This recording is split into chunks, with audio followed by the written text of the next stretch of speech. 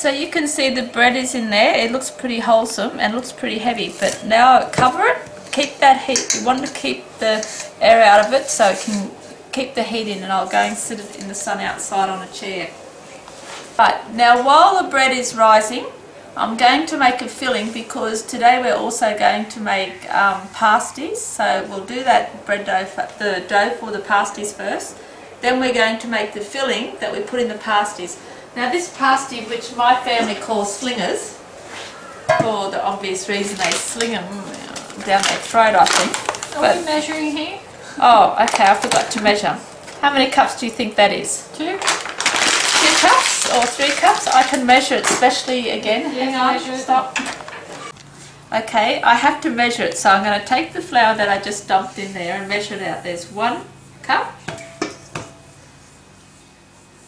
2 cups. There was about 3 cups in the end.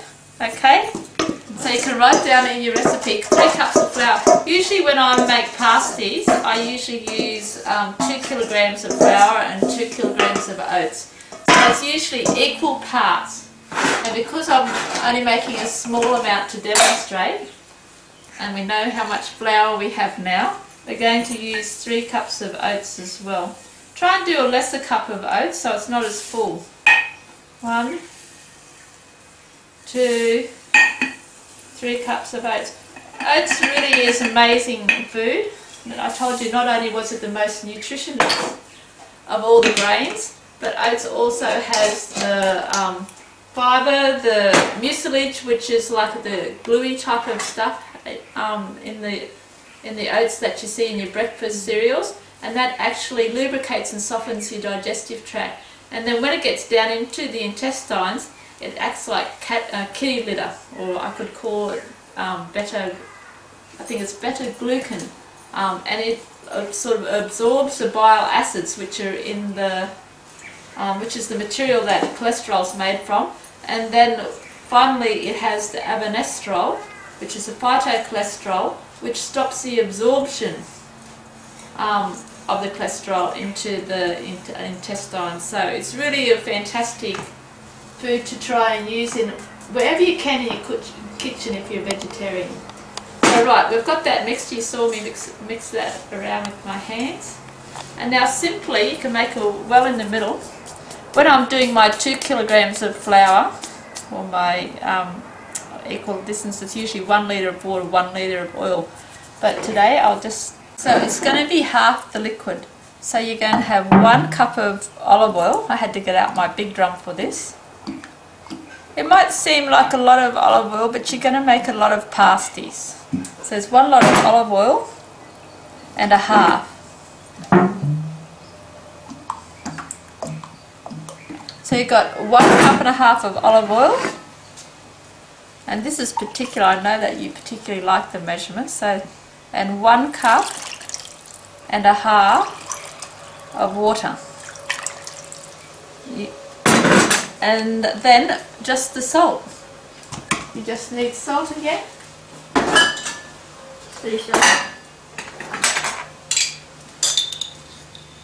And I'll probably put in maybe a spoonful, level spoonful of salt. Mix it in when you've got the liquids, and then it's dispersed better when it's in the liquids. And then just mix that up.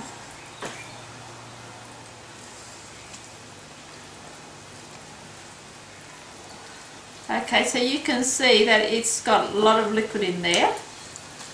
It's always fun to have cooking demonstrations.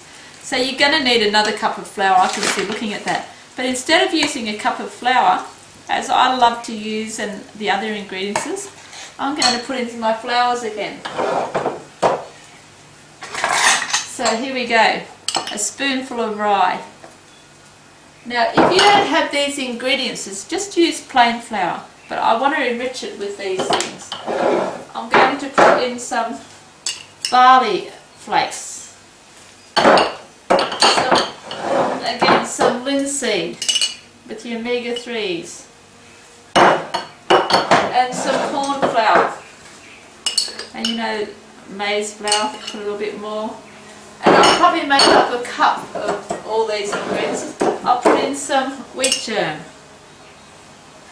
It's really fun when they used to call cooking at school home science. It really is home science because you can add and you can try lots of things. So the sesame seeds, I've got the oats, here's the soy, which I like the flavour of soy. Probably a lot of you do too, but you don't know what flavour when you eat hot cross buns and fruit buns, you can often taste the soy in them.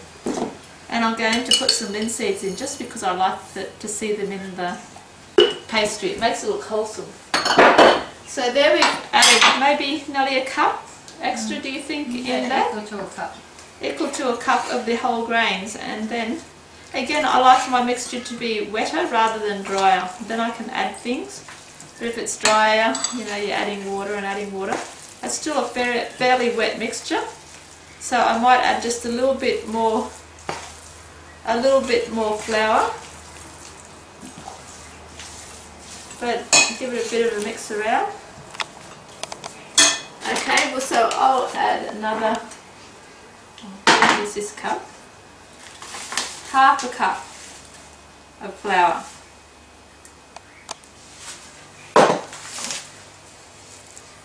So that should be right now. Now we know what the recipe is. What's the recipe? 7 cups of oats and flour all together, and 3 cups of liquid. How much did we end up with this recipe? But the oats, while they're sitting there, will absorb the liquid too. It'll get wet. And so while we put that aside, we're going to make the filling for the oats. And while the bread is rising, we've got time to do that. So we'll just put that to the side and we'll start on the filling. Now, to start the mixture that we're going to cook, I turn the stove on to high just to get it warmed up. Put your oil in first. Let it heat up a little bit, so you need about that much oil. Just cover the bottom, and then you can see I've got 2 containers of diced onion. It might seem a lot, but onion cooks down, and if any recipes I do, you'll always see me using lots of onions and garlic and vegetables. So the onions are in there straight away. They can cook. And it doesn't matter if while you're preparing your other vegetables like the potatoes or the capsicums, the onions can be cooking and caramelising a bit. Okay, so to the onion, which we're making for the filling for the pasties that we're making, we have the garlic. The garlic can go in. We've got the mixed herbs to go in. Next will come the carrots. This is just the... And I leave the skin on them, I just wash them. And then julienne with that automatic, mix them in. Then next we'll go in the celery. And you can see that basically this was a plate full, a breakfast bowl full of celery. Where the carrots was like 2 breakfast bowls. And then you can see not quite a full bowl of capsicum. If you don't like capsicum, leave it out. They go in as well. And you can see the more colours you have, the more nutrition, the more appealing it is to the eye as well. And then in goes the beans, diced fresh beans. And then after that, I'm going to add some pumpkin and some potatoes. So come on, I'll just cut the pumpkins up. And if you watch, I use the skin in all of the pumpkins. You see what I'm doing here? This is just that, they used to call this the Jack, now they call it the Kent pumpkin. Probably a farmer will tell me there's some difference or there's some breeding. But I just put the pumpkin, skin and all, like this. And I was going to use this, but it's too short at the moment. And yes, sometimes I do cut my fingers if I don't use that top. So I try and stop before then. And then the potatoes. I'll just put them through my fancy machine as well. what have I got there? So I've cut more potatoes. In this one you see it's potatoes on the top and a few pumpkins on the bottom. We'll add that to our saucepan now. So you can see the ingredients as we've already added. In goes the potatoes. There's about 3 big potatoes or 4 smaller ones and a bit of pumpkin. So you're getting all those nutritions in there. And it's really made a full, a lot of that will cook down. At this stage I want to mix it around. I don't like the raw taste of onion and garlic. You sort of get more flavour from the herbs and everything when you give it a little bit of a cook around in the oil and bring out those flavours. To this ingredient we want to add turmeric. Turmeric is a good antibacterial, and the cumin is also good to stop the wind, because we're going to add lentils to this, and nothing worse for vegetarians is all these beans and things and wind. So those 2 tricks I learnt from my Indian friend. Now to this mixture we're going to add some soy sauce. That's about a tablespoon, and also we're going to add some mashable. This is chicken-like flavouring. So you can put in whatever you like, but this is just a chicken-like flavouring. Most supermarkets have something similar. It's vegan. And to that one, we're all going to add some nutrition yeast as well, because it's time now to make this really flavoursome. If it's not flavoursome, then it won't be any good as a filling. You have to have good flavour. To this we're going to add the water. The water has to cover all the vegetables, and the thing I like about when I cook at home, I put more vegetables than when you buy vegetarian pasties out. There's usually more beans and lentils and things like that, but I like to put more vegetables in the beans and lentils. So you've got all that cooking in that savoury broth now, that water, and now it's time to add our last ingredients, which is the lentils. This is about a cup of lentils, but I like to wash them first. You don't know. I've washed the lentils and drained the water off, and I'm going to add that to our vegetable stock. Now this recipe, you can add sweet potatoes, turnips, parsnips, any vegetable at all that you like. I try and steer away from broccoli and cauliflower, but you can add them too if you want. Use it even on the bread plat in a minute. When I make the bread comes in and I'll make the plat, we'll use this recipe on it as well as on the pasties.